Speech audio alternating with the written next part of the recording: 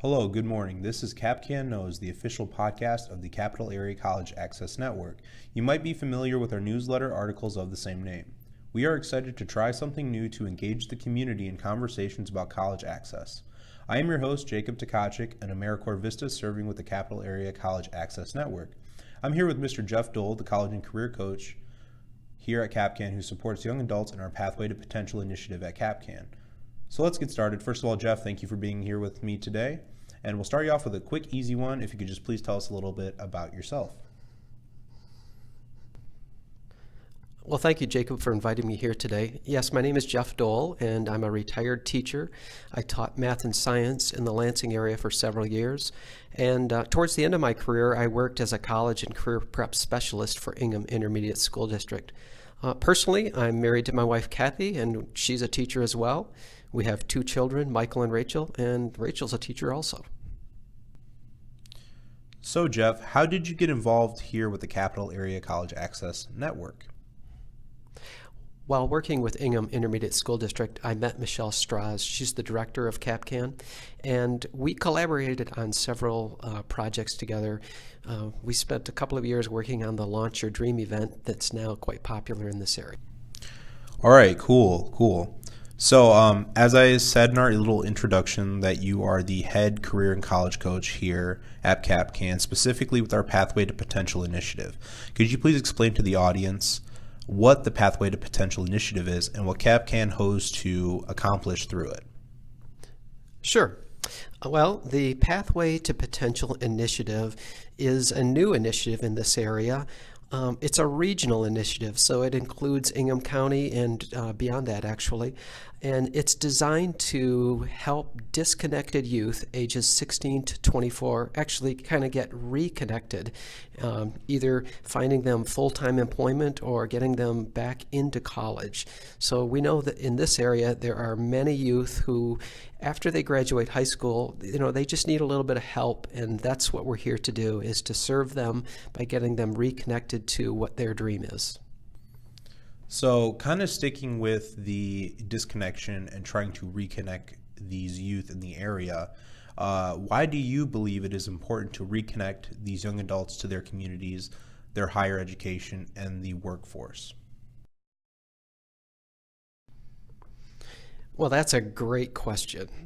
It's important because every community member who can and should be working or going to college and is not has a negative effect to them, to their families, and to the community at large.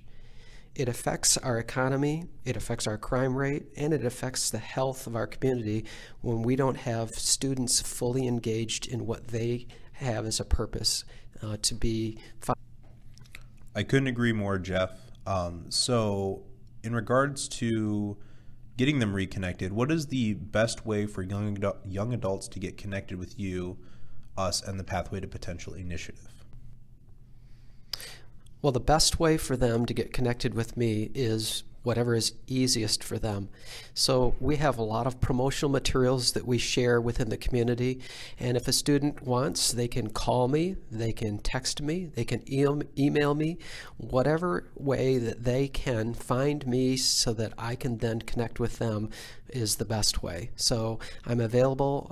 There's promotional materials that if they just simply call the CapCAN office, they can then put them in touch with me or get a hold of those resources. Thank you, Jeff. And for those wondering, the CapCAN office number for young adults to get connected with our Pathway to Potential initiative is going to be area code 517-281-9863. Once again, that's area code 517-281-9863. And thank you again, Jeff, for sharing that information.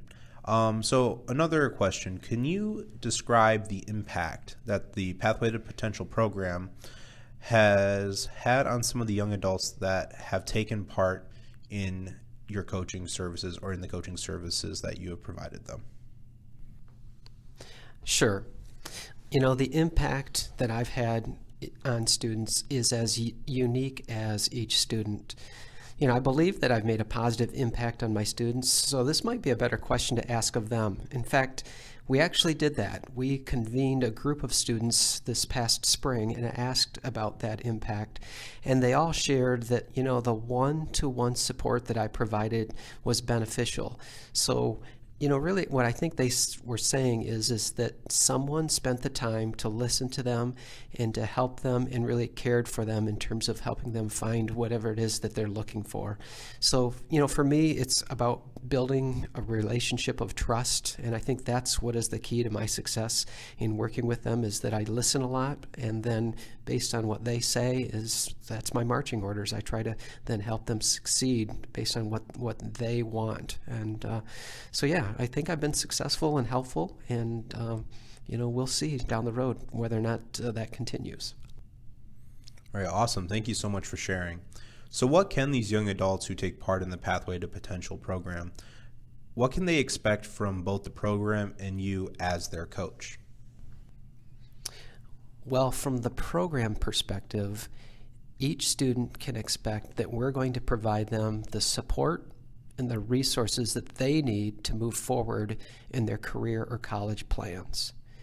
From my perspective, from me as their coach, I can assure you that I will be listening to them carefully, that what they share with me will be confidential, that I'm trustworthy, and that I will give them my best advice and support if asked.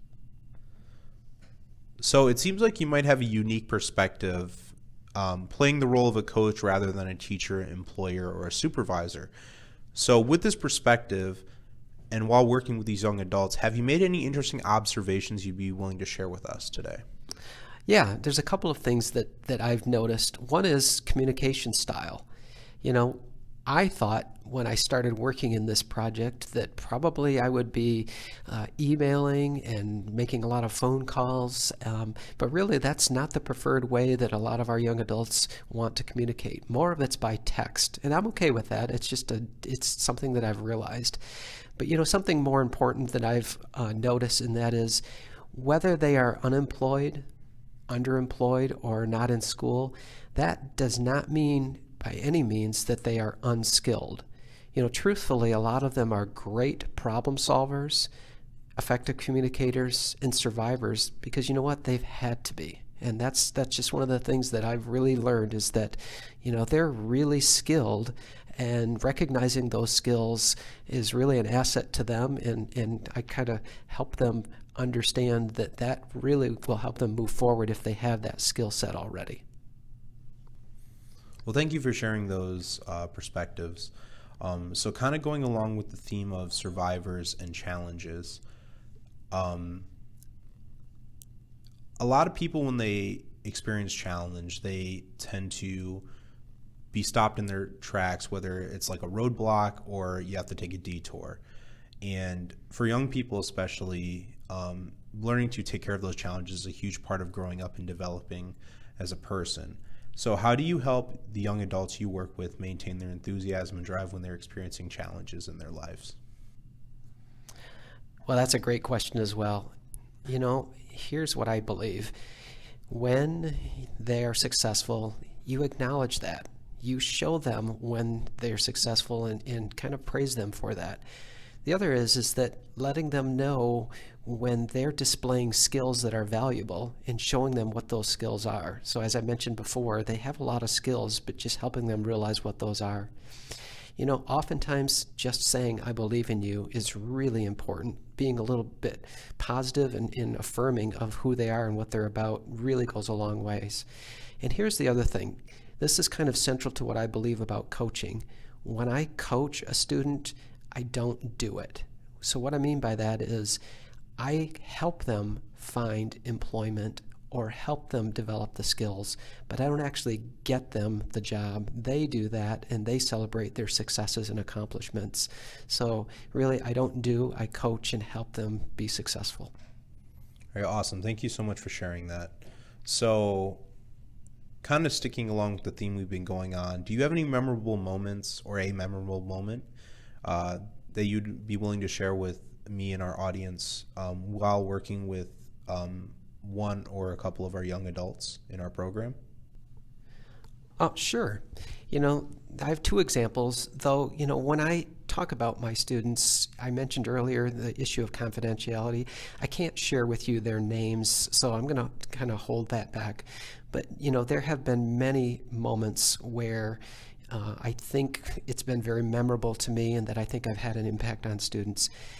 Here's one example. I had a young lady who, really, she was the first person in her family to graduate high school and go to college, and she was struggling with those two goals. And we actually got her to graduate and enrolled at Lansing Community College.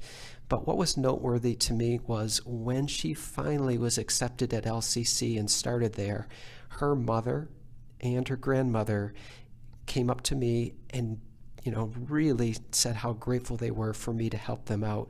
And actually they themselves were now considering going back and getting their high school diploma and considering college. So there's an impact beyond the student. It affects the families as well.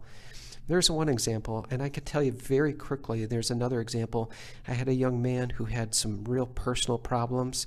It caused a lot of self-doubt with him. And I spent a long time, over a year, working with him. He finished high school. He's now fully employed. And both of his parents, again, thanked me very much for the work that I provided and the support that I provided to him. So, when I start to affect a student and positively affect their families, those are meaningful experiences for me. All right, Jeff, thank you so much for sharing that with me. But it looks like that we're running out of time for today, so I have one final question for you.